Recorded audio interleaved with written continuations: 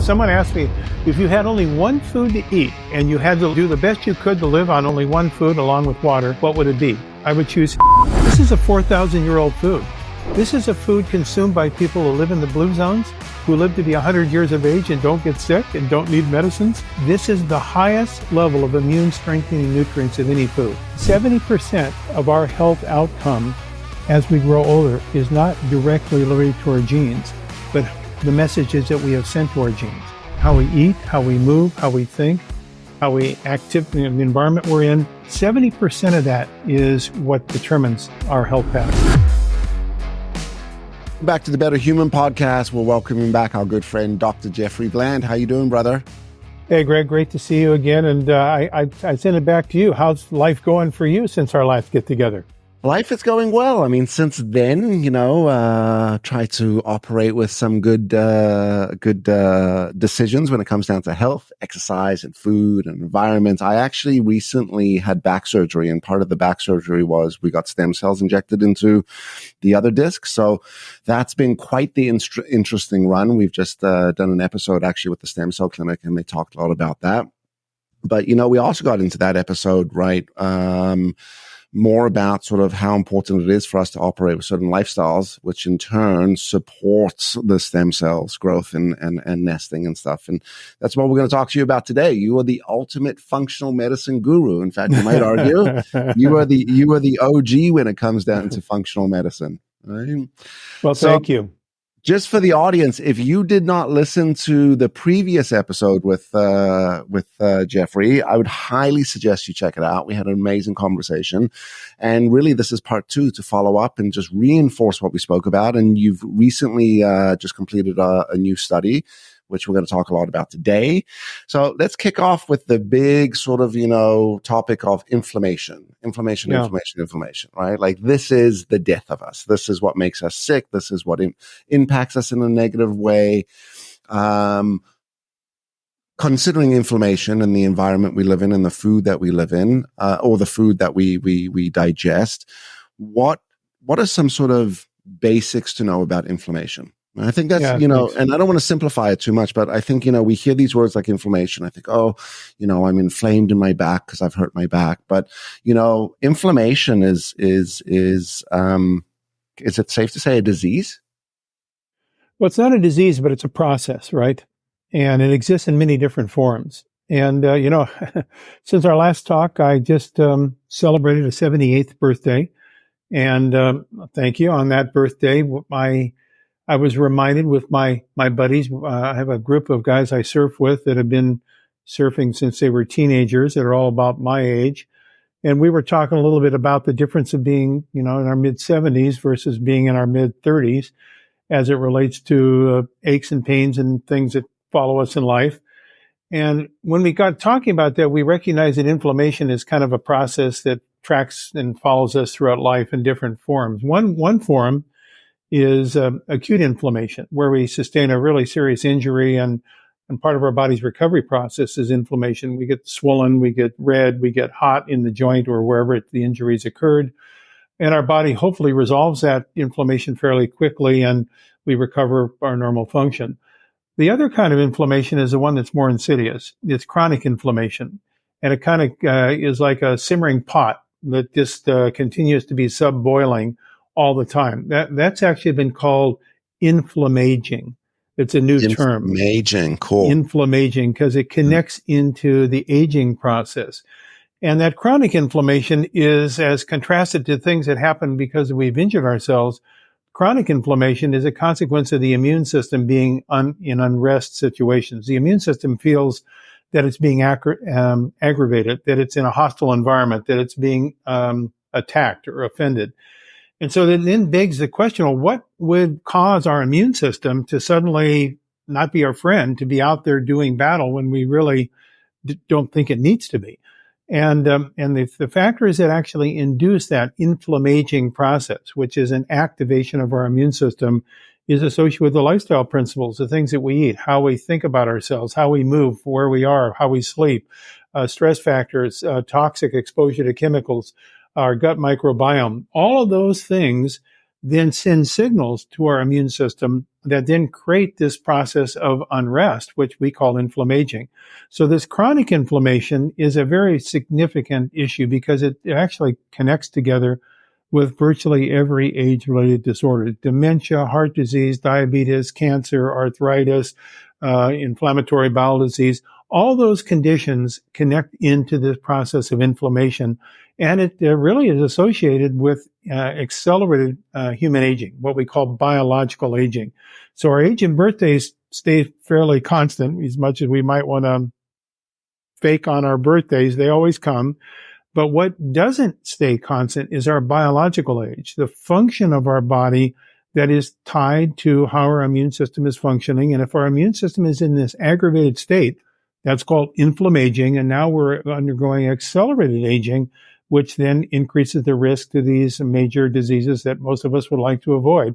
So this construct of inflammation as a chronic condition and how it relates to modifiable factors that we can execute upon in our life to reduce that and to eliminate it, so that we can roll back our biological clock and we can be at a younger biological age than our chronological age. That's the real proof of the pudding. And in fact, I have to say that over the last several years, I've really been actively involved with our research group and our clinical group in trying to understand this how do you roll back the age of our immune system? How do you quench inflammation? And for me personally, now having just celebrated my 78th birthday, I found that when I went on to this program, we call it an immunorejuvenation program, that lo and behold, my chronological age obviously stayed the same, age and birthdays. But what happened to my biological age is it went down almost 12 years. I was 12 years younger biologically at the end of implementing this program because it was able to reduce this inflammaging process that's associated with chronic inflammation. So that's a construct that people really don't understand, that this variability in their biological age is under their control. And there are things that we can do. We call it immunorejuvenation, things that can actually rejuvenate their function. And that, I want to explore that more. But my first question, and this might sound like a silly question, but why do our bodies go through inflammation? I mean, considering the fact that isn't inflammation there in regard to helping you heal?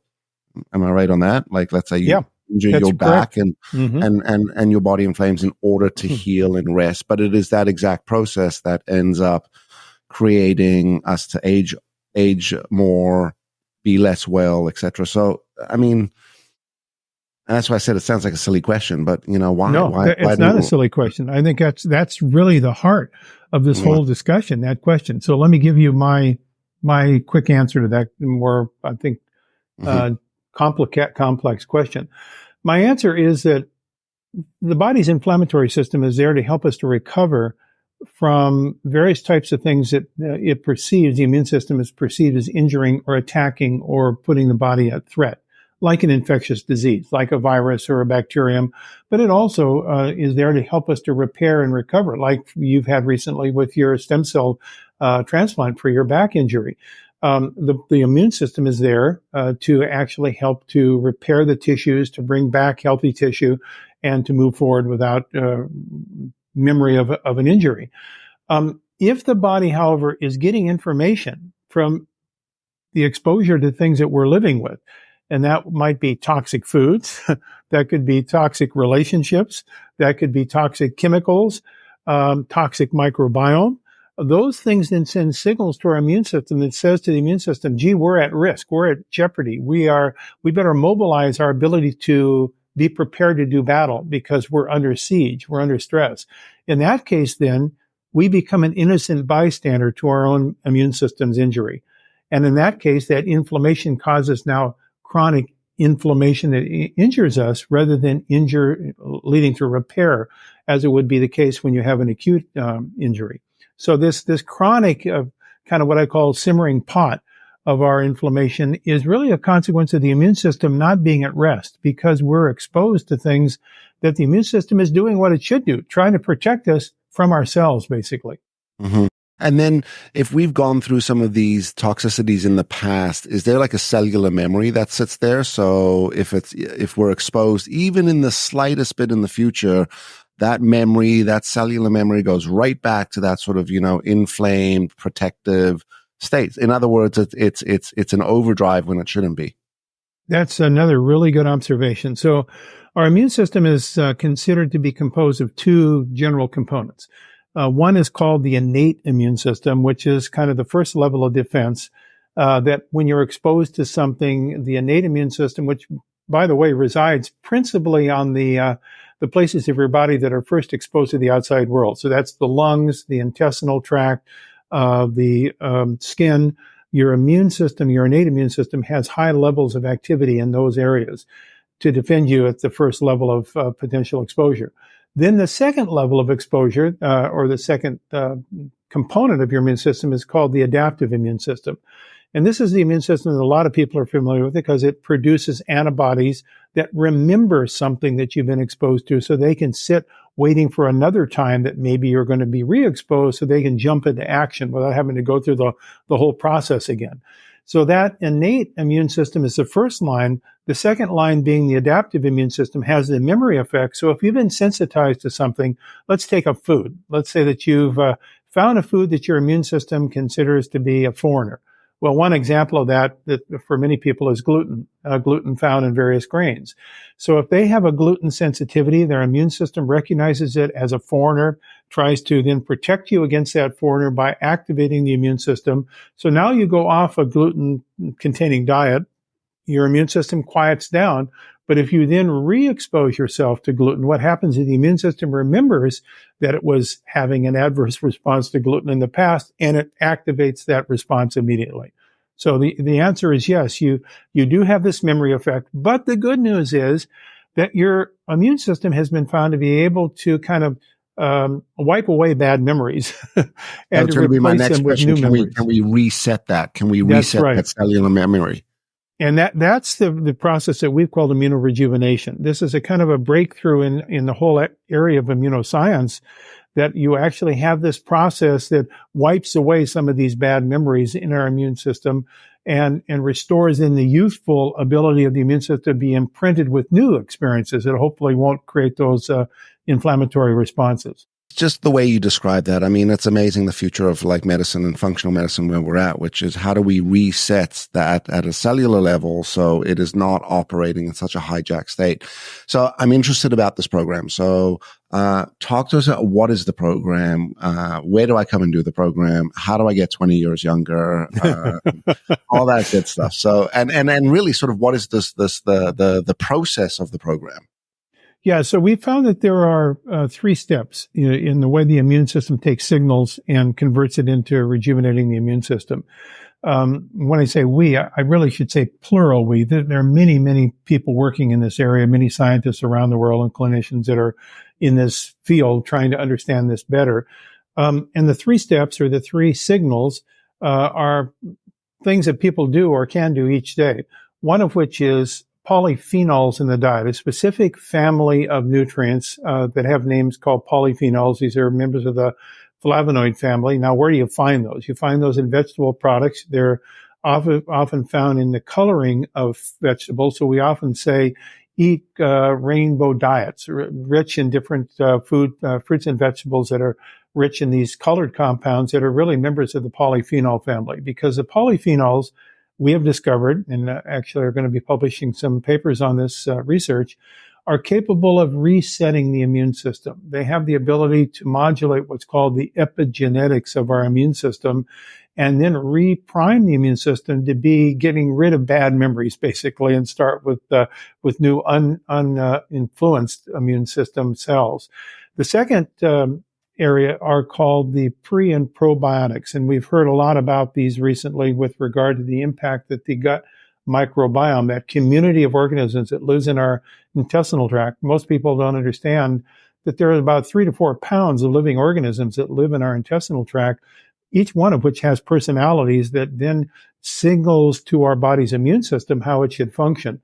So you could have a healthy gut microbiome that was sending good messages to your immune system, or you could have a dysfunctional gut microbiome, we call that dysbiosis, that sends a bad signal to your immune system, a hostile signal, which then creates inflammation. And it turns out that the regulation of your gut microbiome is controlled in part by what are called prebiotics. These are various types of fiber materials that help to serve as food for the friendly bacteria, so that you will have your campers in your intestinal tract being campers of friendly nature rather than unfriendly nature, that then has a favorable impact on our immune system. So the pre and probiotic combination is this what we call second pillar of immunorejuvenation. And then the third pillar, has to do with the types of fats that we consume. It turns out that there is a family of dietary oils called omega-3 fats that a lot of people are familiar with, principally coming from cold water fish and plants. And these oils, omega-3 oils, have names like eicosapentaenoic acid and docosahexaenoic acid, or EPA and DHA. And these are fats that actually have a very favorable effect on the immune system. They help to modulate this inflammatory process that I've been mentioning, particularly a subclass of these omega-3 oils that have only recently been discovered at Harvard Medical School within the last decade or so, called pro-resolving mediators, or PRMs. And PRMs are part of the omega-3 family of fats that have a very powerful resolving effect on inflammation. That's why they're called pro-resolving mediators. And it turns out that certain oils, particular oils that come from cold water fish, can be rich in these pro-resolving mediators. And so we have been working a lot in the development of ways of preserving these PRMs in oils, so that when you take a omega-3 oil supplement, that you're getting adequate levels of these pro-resolving mediators. So that's the third pillar. So we have the flavonoids and the polyphenols that I mentioned in pillar one. We've got the pre and probiotics in pillar two. And then pillar three are the omega-3 fatty acids that contain also nutrients like vitamin D and vitamin A and these pro-resolving mediators. By the way, interestingly enough, what I just told you was a principle of probably one of the world's oldest nutritional supplements, called cod liver oil. Cod liver oil, when it's in a fresh, undamaged form, has high levels of omega-3s, it has high levels of vitamin A and D, and it has high levels of PRMs. So we've been finding that once again, revisiting and rediscovering the value of virgin cod liver oil that contains these rich array of nutrients that are all part of our immunorejuvenation program. So the combination of those three pillars really frames this program, along with a diet, obviously, that's not containing a lot of what we call highly processed, sugar-rich, carbohydrate overload foods. And so you put this rainbow diet together with the three pillars, and what you start to see is the rejuvenation of the immune system. So just to go through each. So polyphenols, I'm just looking up now, right? You're seeing things like blueberries and plums and cherries and apples and black currants, coffee, black olives, dark chocolate. So people just could eat a bunch of dark chocolate, black tea, hazelnuts, pecans. And then when we looked at, just a sec, stop right there. Just a sec. What you missed in the list was the highest polyphenol containing food that has only recently been rediscovered. We are very proud to be the rediscoverers of it. It's called Himalayan Tartary buckwheat. Himalayan Tartary buckwheat, or HTB. This is a 4,000-year-old food. This is a food consumed by people who live in the blue zones, who live to be 100 years of age and don't get sick and don't need medicines. This is the highest level of immune strengthening nutrients of any food. We are bringing this back for the first time after a couple hundred years of having been lost.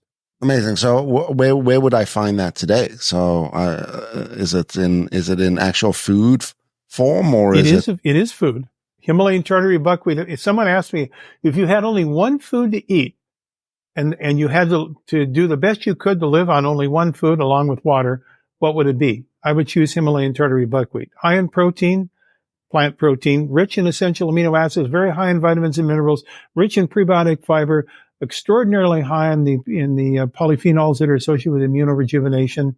And it, to me, would be the most complete food that you could select if you only had one food to eat. And it's like a buckwheat being a wheat, like you would make. It's not a wheat. It has no relationship to wheat at all. And that's a misnomer. I don't even know how that got the name wheat, because it's not even closely related genetically to a wheat. It's not a member of the grass family. It's a seed family that is actually a fruit seed. It's not actually a wheat product at all. So this is a gluten-free, high protein, a high essential amino acid, very, very desirable food that actually has these high levels. In fact, just to give you an idea, Himalayan Tartary buckwheat has between 50 and 100 times the level of immune strengthening nutrients as common buckwheat. It is a super rejuvenator of our immune system. So, you've discovered this, you and your group, right? You're bringing it, not discovered it, but discovered it and re-bringing it back and reintroducing it and getting it out there. Are you going to be packaging this in some sort of,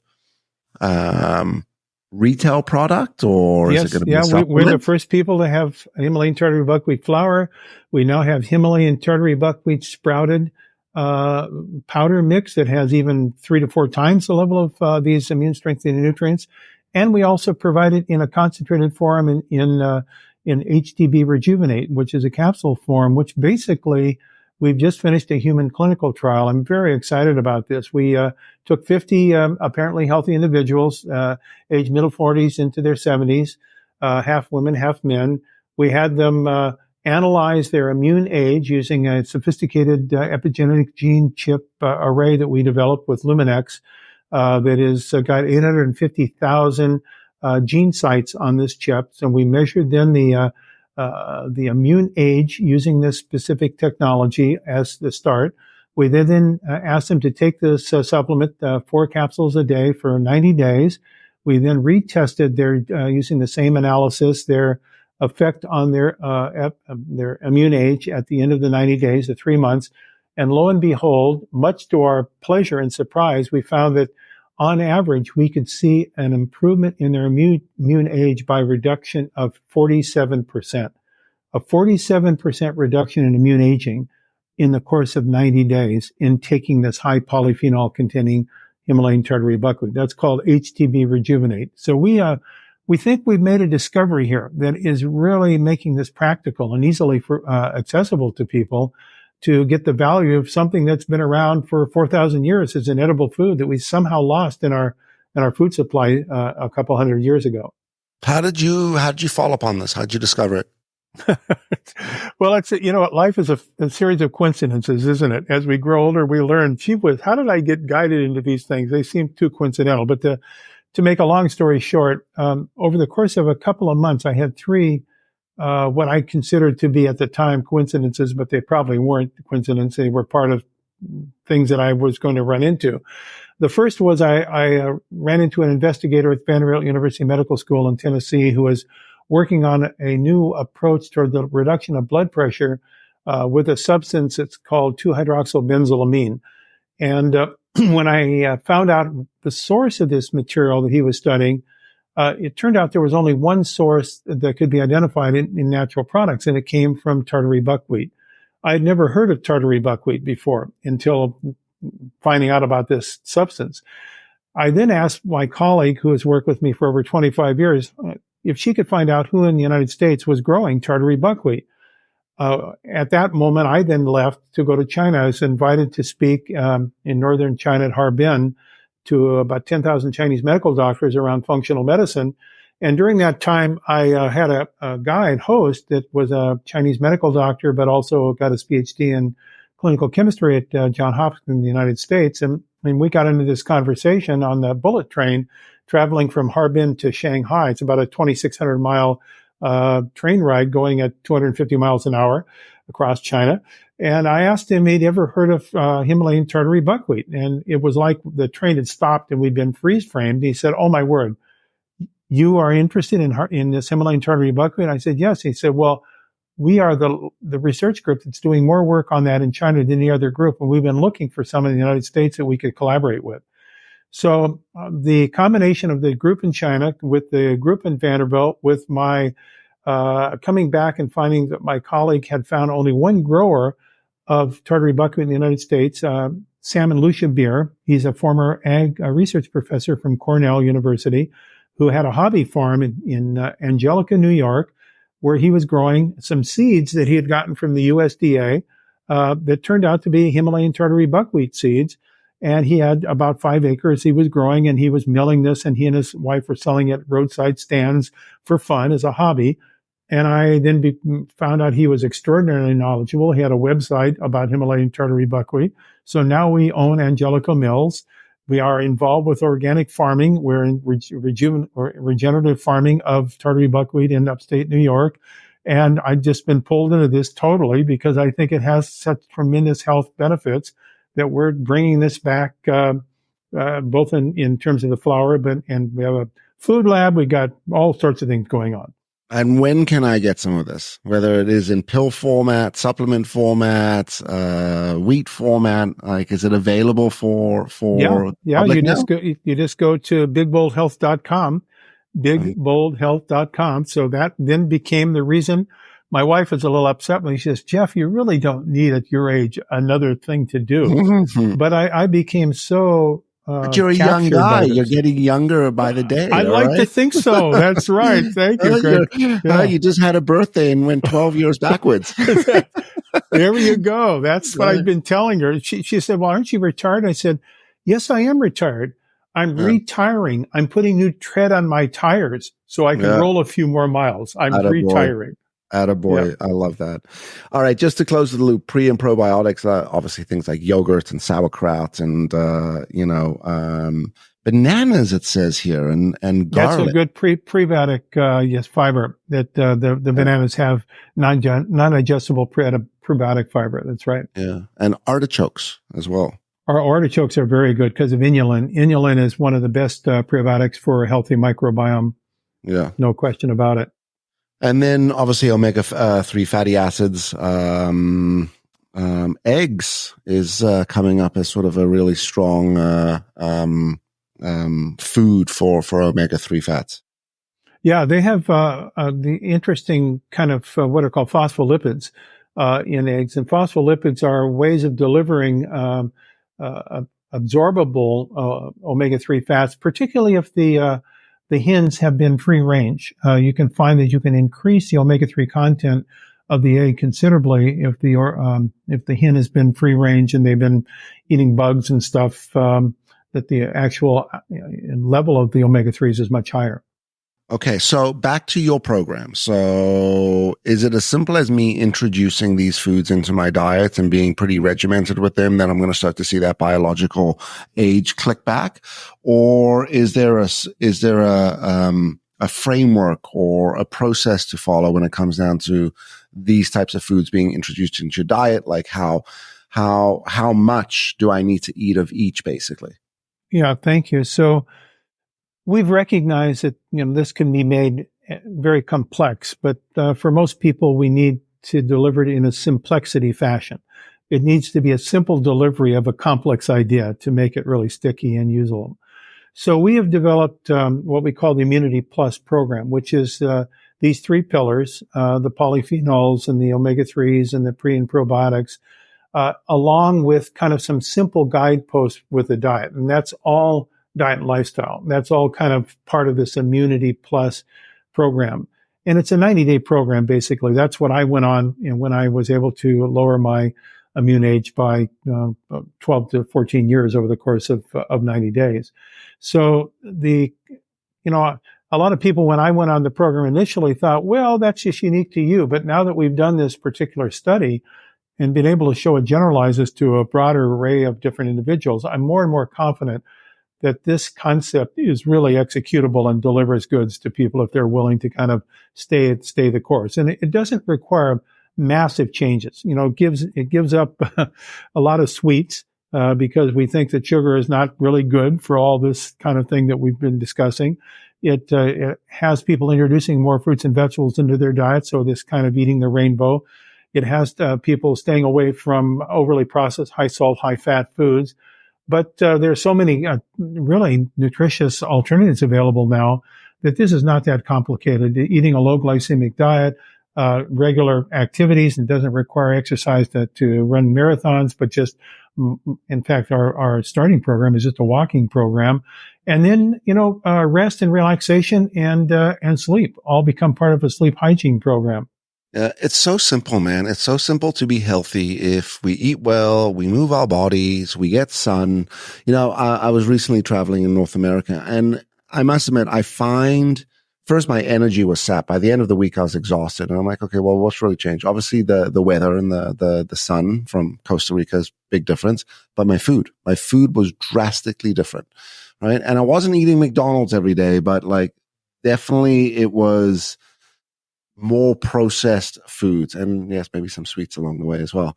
But I noticed it instantly. Like it was a week trip. By Thursday, my energy was low. I was fatigued. I was, maybe a little more moody. I started to actually feel myself getting a little more sick in the chest and the throat and stuff. I'm back in CR. I've been here for 4 days. It's like day and night, right? So I think it is harder to eat well in North America because we are inundated with fast, quick food, which sometimes is masked as healthy food. Like that chicken sandwich you're eating, you'd be surprised there's no chicken in it, right? Or Fake or chicken. fake chicken, yeah, like Yeah. and all the ingredients and all this stuff. It's just it's crazy. So it requires a certain discipline and environment to eat like this. And I think that's where community around you, I think what your program also did was it put people in a community. So there are others doing it. And, we're far more likely to succeed when we're going with others than when we're trying to go by ourselves. Well, I want to comment what you just said because I think it's very important. Costa Rica is one of the blue zones. It's one of these areas in the world that Dan Buettner found was associated with long life and health and the absence of necessity for heroic intervention with medicines to keep people moving past 100 years of life. One of those blue zones, however, as you probably know, is Loma Linda, California, which is right in the middle of Los Angeles County. And they breathe the same air as other people in LA. They drink the same water. They travel on the same freeway. So what's the difference? Well, it turns out that Loma Linda is a Seventh-day Adventist community. So they eat diets that are very much richer in these polyphenols that I've been describing. They're much more vegetable-based dietary principles. They also have community. They have more social interaction. They have a spiritual belief system. The things that Dan Buettner has found are associated with long and healthy life. So the question is, how do you travel and make your life a blue zone lifestyle? And that's something we've been really working on. I've been doing a series of videos around the world in my travels saying, here's how I practice a blue zone lifestyle that I travel with. I need to travel with my blue zone lifestyle. So what are the things every day that then send the right messages to my immune system that lead it to be rejuvenated so that I'm not in a state of inflammation? So I'm turning back the biological clock of my immune system and my biological age. Those are the things that really deliver the goods. They have to be daily. They have to be, part of our practice, but they have to be kind of built on these principles of the blue zone lifestyle that we can transport wherever we go. I really had fun actually doing this series of videos, these short little lesson plans around the travels I've been doing, because I've been getting all this feedback and people saying, I never thought about that I could capture the blue zone just by the way I think, how I might go to work, the podcast I'm listening to, how I exercise. Do I park my car away and then walk, or do I just drive right up and get dropped off at the curb? All sorts of little things that could bring a blue zone lifestyle into my life to make a difference. That's where we start to really paying an outcome of positive impact. I like the way you describe that because it's a mindset, right? So, how am I going to think and what I'm going to sort of be intentional about? Very cool. So the study that you've done, right? 50 people, you said, is it going to continue? Are you going to follow it up or? Yeah. This we considered a pilot trial just to see if the signal that comes from doing these things was strong enough to actually make any impact on the immune system's age or not. And I think we've demonstrated clearly that we got very significant outcome in this study. So now it's like, let's expand the size of the study. Let's increase the duration, and let's look at the long-term outcomes as it relates to how a person looks, acts, and feels, how they sleep, how they function, how they think, improving cognition, reducing foggy brain, or lowering chronic inflammation of pain, getting them so they have better digestion and they're more robust, their energy levels increase. All of these are things that we've been told from people on this program that they experience. But let's prove it by doing the proper clinical trials. Yeah. Oh, it's unfortunately, it's sometimes you need that because one's word isn't good enough, right? Although I believe your word, my friend. Thank you.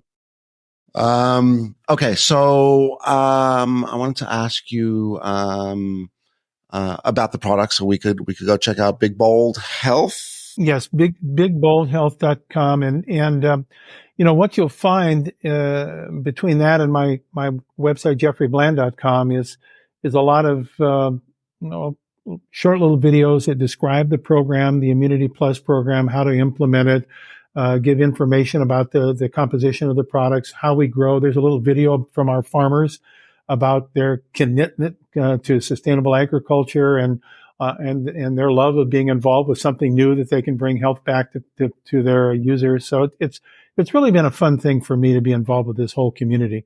We call it community, developing our immunity as a community. I love that. I love that.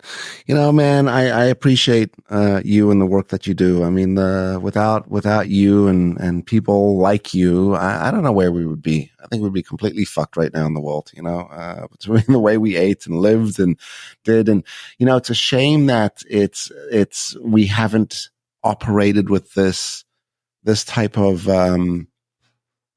functional medicine and exercise in regard to rebuilding our immunity for forever, right? It's only come, but it's amazing. I can't wait to see where this world goes.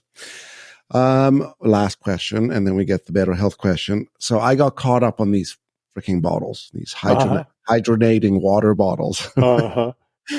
Everyone's like, what does it do? And I'm like, well, it changes the molecule of the water, so your cells are able to absorb the alkalinity more, blah, blah, blah, blah, blah. Truthfully, the thing bubbles. Does this actually work? Should I keep going with my hydrogenated water, or should I just get back to my simple Costa Rican mineral water? Well, that question has a lot of below the waterline implications and concepts involved with it. So we know that water, I'll just try to summarize quickly. We know that water can exist on our planet in 3 different states. It can be liquid water, it can be solid water as ice, or it can be gaseous water as steam. And the interconversion of those different forms of water go through different states of how water is kind of molecularly configured. How the H2O molecules connect one to the other through these different kinds of structures, hydrogen bonding structures. And there is now more and more evidence to say that the absorption or the use of water, and there are certain receptors in our body that actually transport water across cell membranes and like certain forms of water and how they're interconnected through these dipolar interactions. So it is very possible that the pH of water can influence absorption, and that would be alkalinity or acidity, or the salt content of our water. People talk about now electrolyte replacement. So what electrolytes do? Well, they not only replace lost salts, but they can also influence the absorption of water as well. So we know that there's a lot more to water than just H2O. And now the question is, by modifying water, by the injection of different gases, it could be hydrogen gas, it could be carbon dioxide, that's carbonation that leads to more bicarbonate levels in the water. Will that influence then the hydration capability of the water? And I think that's still, quite honestly, open for more studies. I think there's a lot of people that have pushed the envelope there to get into the marketing side of the equation. But we're learning more about the importance of water through this whole process. I guess that's where I would leave it. So what I'm taking from this is drink some hydrogen and water, drink some good old Fiji water, drink some good old tap water, just drink all forms of water, get those electrolytes in there as well, and then you're covered on all bases. I think that's a good one. And stay away from water with lead and arsenic and toxic chemicals, because we know that's a huge problem with a lot of the domestic water supply systems today. And also stay away from water that has, you put it into soft plastics and then you start absorbing some of the plasticizers that are in the plastic. So this. So I get screened with a colonoscopy every year. My father passed from rectal.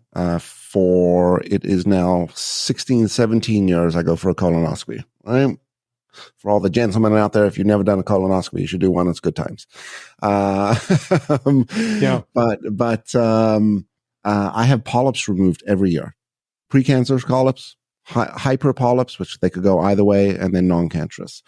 And when I tell you every year, 10, 12, 15 polyps, to the point that years ago, a surgeon wanted to remove my intestine because he's like, it's just going to be easier if we remove the intestine. And I pushed back and I pushed back and I pushed back. And another doctor said, look, you're a young guy. Let's just keep screening you. As long as you're getting screened, you're ahead. I've been in Costa Rica for 3 years now, right? So my lifestyle's changed a lot, but there's a lot of things that I still have, let's say, some bad habits with. Maybe not the healthiest decisions and choices. However, there's been some main things that have changed. The sun, right? The weather. But someone said this to me the other day, the water. They said the water you're drinking down here and the water you're living in and and that you're showering in, non-toxic water, filled with minerals. So I went for my colonoscopy this year, right? And I came out and the doctor's like, you're done. I'm like, what do you mean? Because I normally go in for like an hour because it takes a long time in the procedure. 20 minutes, I'm out. He's like, yeah, no polyps. And I was like, are you sure you got that? Like, did you do a proper screening? He's like, listen, I did your screening 2 years ago. And there are no polyps.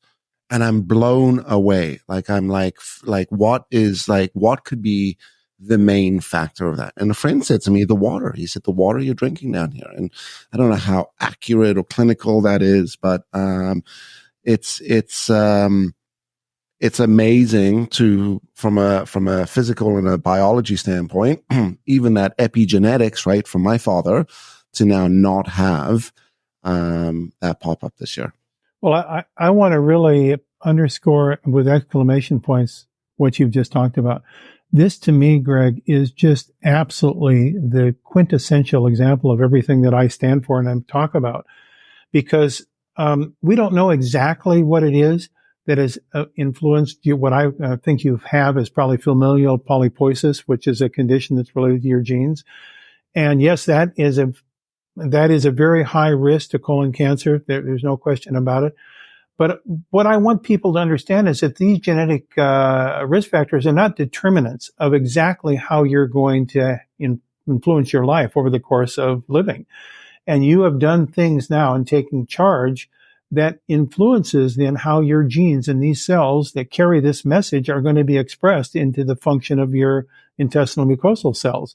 This is like the most classic example of the validity of everything that I have stood for the last 50 years in functional medicine. So thank you for sharing that. And I think that's a lesson plan that's not just specific only to this condition. This cuts across so many different genetically related conditions of how we can modify the expression of those into health or disease. And you have just shown through your example that is a very positive option that we each have if we do the right things. Correct. And we spoke about genes originally, right? On the first episode, which was the ability to influence them through the environment or the information that we give to them, right? And if it's the same information or it's that same environment, they're going to react in that same way. And what was interesting for me back then was the conversation of, well, when I was first told about gene and I went and did a gene study to see if they could identify the gene that it is, the answers we got, well, this is genetics. Too bad. Good luck. This is your life. And our last conversation said, no, wait a minute, we could have more domain or influence over that. And today's conversation is, by the way, just went for this colonoscopy and guess what? That's very true. We've been able to completely shift that, which is very cool. And remember on average, this is a little bit of a factoid. 70% of our health outcome as we grow older is not directly related to our genes, but the messages that we have sent to our genes. How we how we eat, how we move, how we think, how we act in the environment we're in. 70% of that is what determines our health patterns. So I think that you've worked with the 70%er stuff very well. You couldn't change your genes, but you changed the message your genes were getting in a very favorable way. Exactly.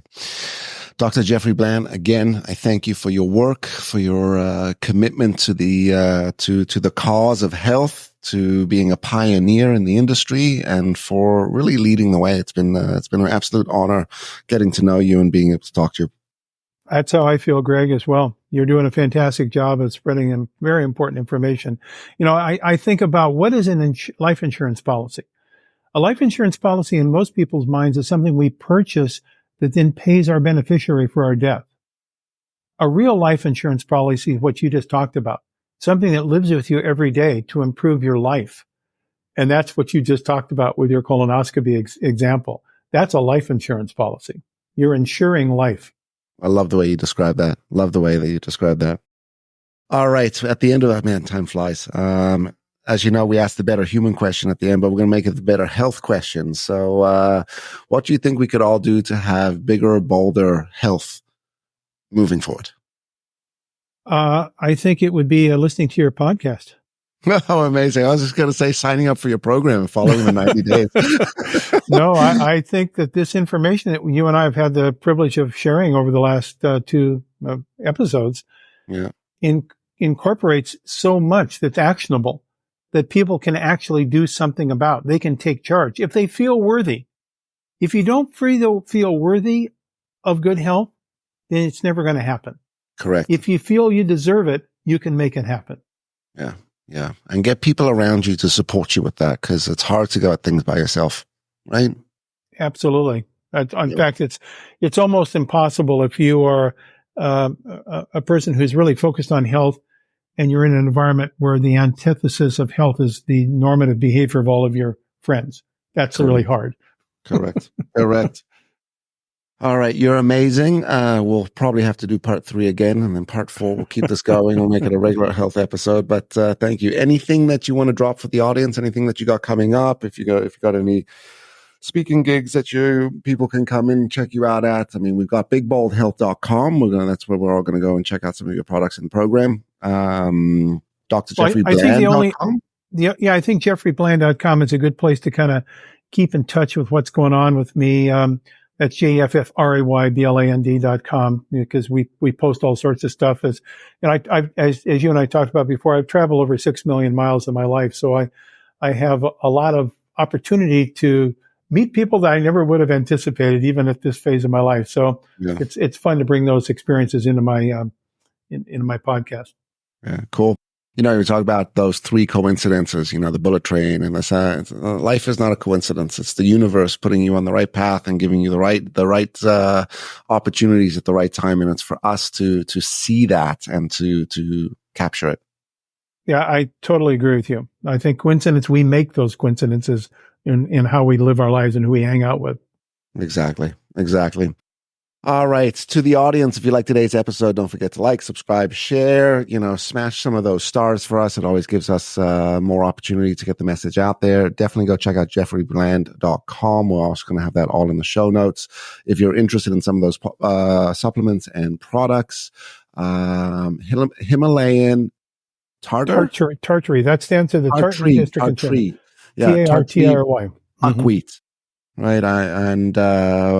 Those products are going to be coming out fast and furious. So get on it. And thank you for listening today. We'll see you next week. Stay happy. Stay healthy.